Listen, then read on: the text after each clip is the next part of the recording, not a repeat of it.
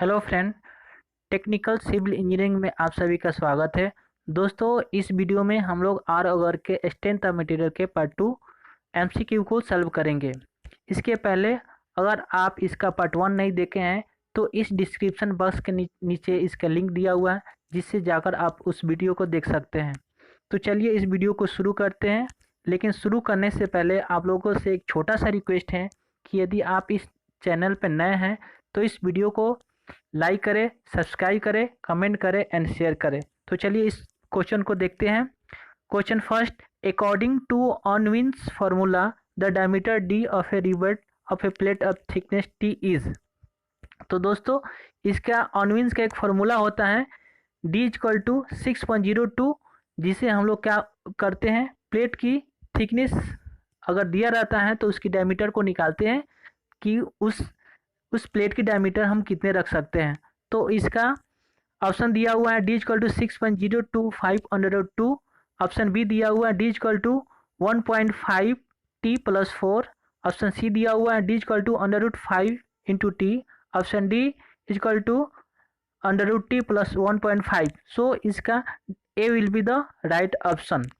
Next question, the minimum number of rivet for the connection of a gusset plate is option A 1, option b 2, option c 3, option d 4।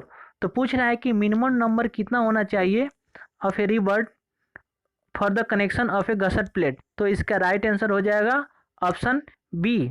Option b will be the right option.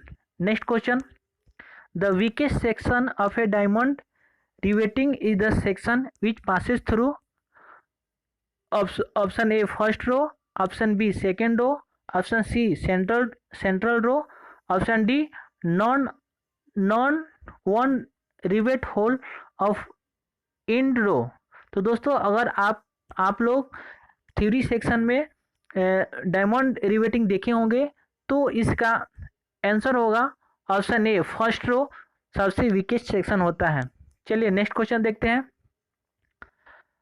If b is the width of a plate joint by diamond riveting of diameter d, the efficiency of the joint is given bye.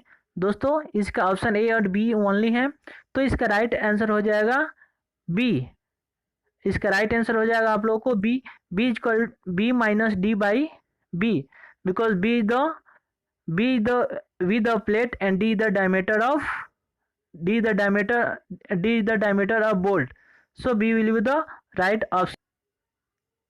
Next question, in case of an eccentric loading on a bracket subjected to moment M, the tangential force developed in any rivet at right angle to its radius vector R is option A M into R by summation of R square, option B summation of R square by M into R, and option C some M into R square by summation R square, and option D under root M into R by summation of R square।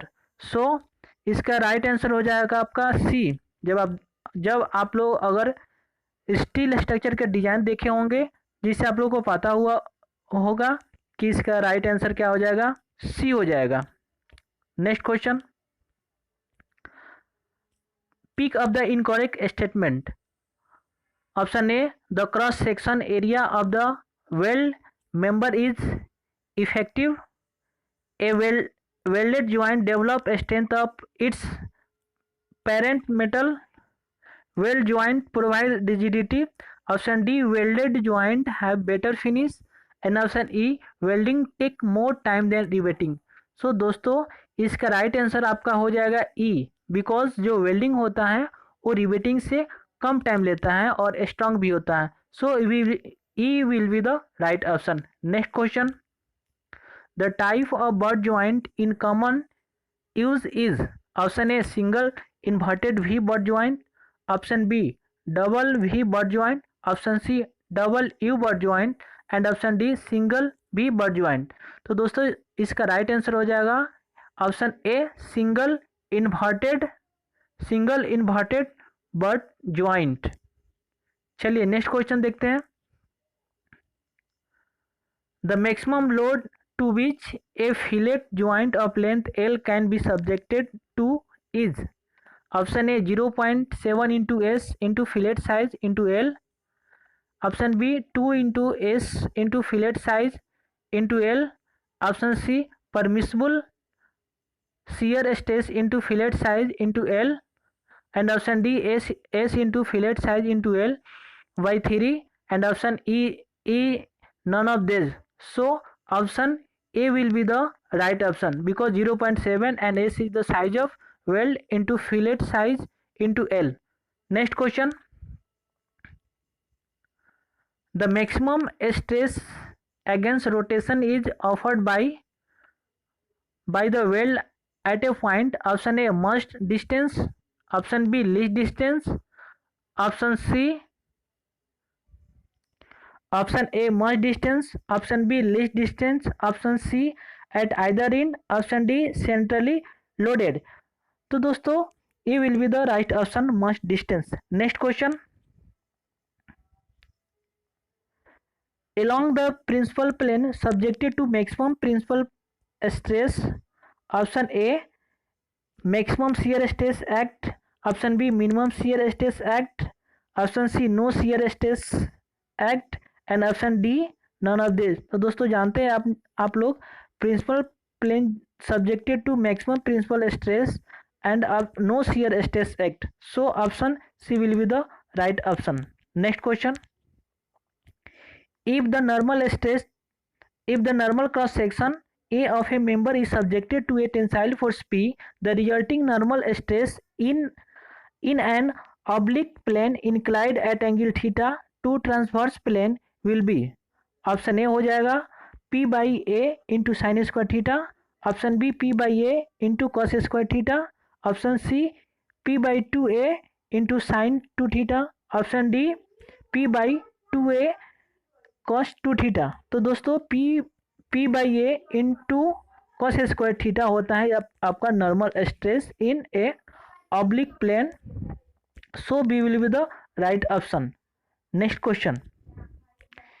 If a member is subjected to a tensile force P having its normal cross section A, the resulting shear stress in an oblique plane inclined at an angle theta to its transverse plane. तो दोस्तों इसमें shear stress पूछा है, उसमें normal stress पूछा था. तो इसका राइट आंसर आपका हो जाए, ऑप्शन दिया हुआ है इसका option A P by A sine square theta, option B P by 2a sine 2 theta, option C P by 2a cos 2 theta, option D P by A cos square theta, and option E P by A sine 2 theta. तो दोस्तों इसका आपका right answer हो जाएगा option B P by 2a sine 2 theta, और in case of normal stress आपका option हो जाएगा आपका ए हो जाएगा. So B will be the right option. Next question. The ratio of tensile stress develop in the wall of a boiler in the circumferential direction to the tensile stress in the axial direction is. दोस्तों आप जानते हैं जब इसका circumferential stress क्या होता है, आपका सर्कमफ्रेंशियल स्ट्रेस जिसे हुप स्ट्रेस बोलते हैं उसका फॉर्मूला होता है PD बाई 2T और पूछा है in the direction to the tensile stress in the axial direction, या इसे ट्रांसवर्स डायरेक्शन बोलते हैं. तो इसका होता है PD बाई 4T. तो दोनों को जब रेशियो लेंगे तो आपका आ जाएगा 2. सो ऑप्शन ए दिया हुआ है 4, ऑप्शन बी दिया हुआ है 3, ऑप्शन सी दिया हुआ है 2, ऑप्शन डी दिया हुआ है 1. So C will be the right option. Next question. If two tensile force mutually perpendicular act on a rectangular parallelepiped bar are equal, the resulting elongation of the pipe is.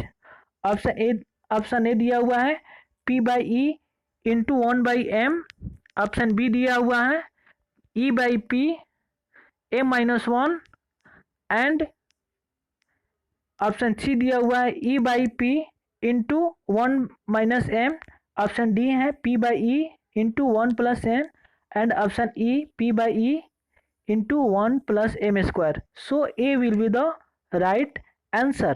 Next question. A bending moment may be defined as option दिया हुआ है option A arithmetic sum of the moments of all the force on either side of the section. Option b arithmetic sum of the force on either side of the section, and option C algebraic sum of the moment of all the forces on either side of the section, and option D none of this. तो दोस्तों इसका right answer हो जाएगा आपका option C algebraic सम होगा of the moment of all the forces on either side of the section. Next question. If Z and I are the section modulus and moment of inertia of the section, the shear force F and bending moment M at a section are related by. Option a दिया हुआ F = m into I by I. Option b m by Z. Option c F = del dm by dx, and option F = under root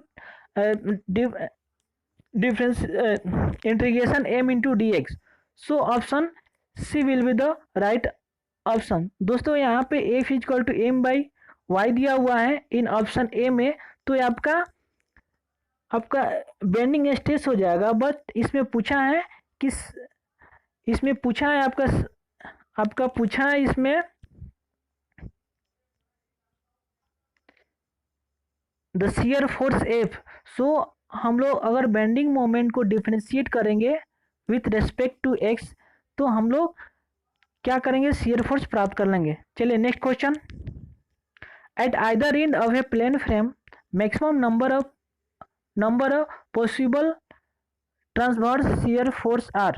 option a 1, option b 2, option c 3, option d 4, and option e 0. So option A will be the right option.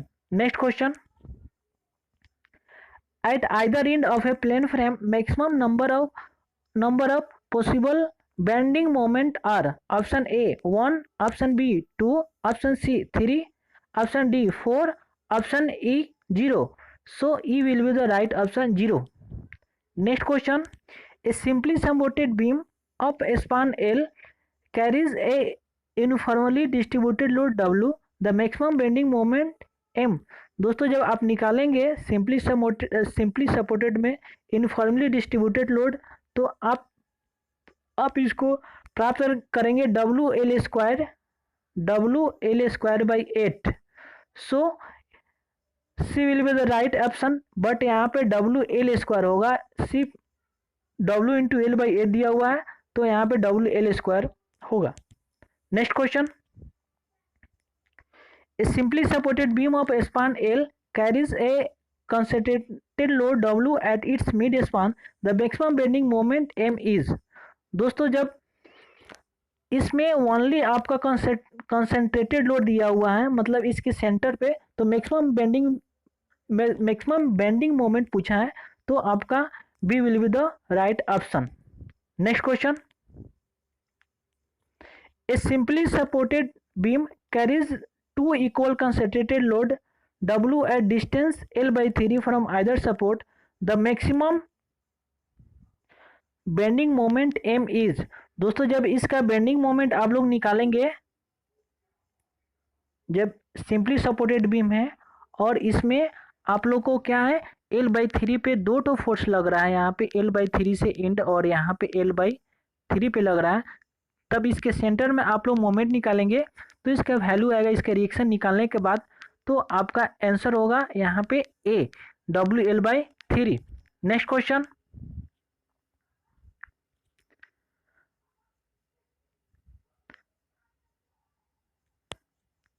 The shape of the bending moment diagram over the length of a beam having no external load is always. Option a linear, option b parabolic, option c cubical, option d circular. तो दोस्तों इसमें जब bending moment diagram over the length of beam having no external load, जब कोई भी load नहीं रहेगा, तो आपका लीनियर होगा, so A will be the right option. Next question, the shape of a bending moment diagram over the length of a beam carrying a uniformly distributed load is always. दोस्तों इसमें पूछा है bending moment का diagram क्या होगा over the length of a beam carrying a uniformly distributed load. Option a linear, option b parabolic, option c cubical, option d circular. तो इसमें uniformly distributed load होगा, लोड दिया हुआ है, सो आपका b will be the right option, parabolic. Next question, the shape of the bending moment diagram over the length of a beam carrying a uniformly increasing load is always. Option a linear, option b parabolic, option c cubical, option d circular. तो दोस्तों इसमें पूछा है आपका bearing carrying a uniformly increasing load, means load आपको इस प्रकार होएगा, इस प्रकार रहेगा कि इंक्रीजिंग लोड रहेगा, तो इसका शेप हो जाएगा आपका शेप हो जाएगा आपका cubical, so C will be the right option. Next question और इस वीडियो का last question, the maximum bending moment due to moving load on a simply supported beam occurs.